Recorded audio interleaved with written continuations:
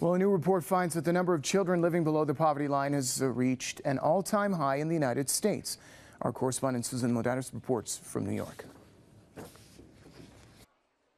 23% of American children in 2012 were living below the poverty line.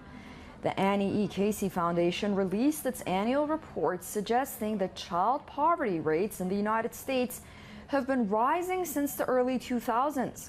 The report is called the Kids Count Data Book and looks at the well-being of children in 50 states.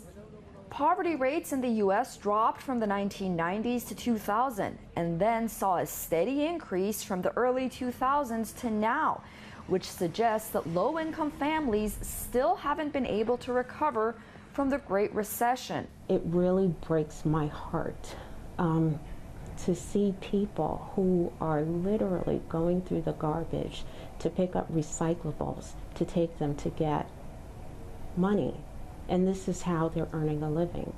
And since not many resources are made available by government programs and transportation, housing and food costs are increasing, which not only makes it difficult to survive, but fuels the cycle of poverty, so the poor either stay poor or keep getting worse.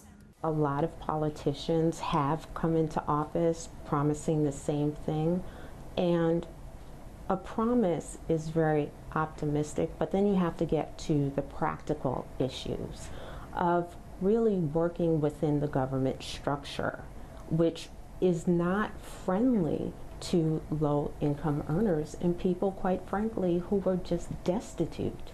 Latino, African American, and Native American groups suffer from poverty much more than the rest of the ethnic groups and form some of the poorest communities in the United States. The authors, however, lauded gains in educational and health measures for children during the time the survey was conducted.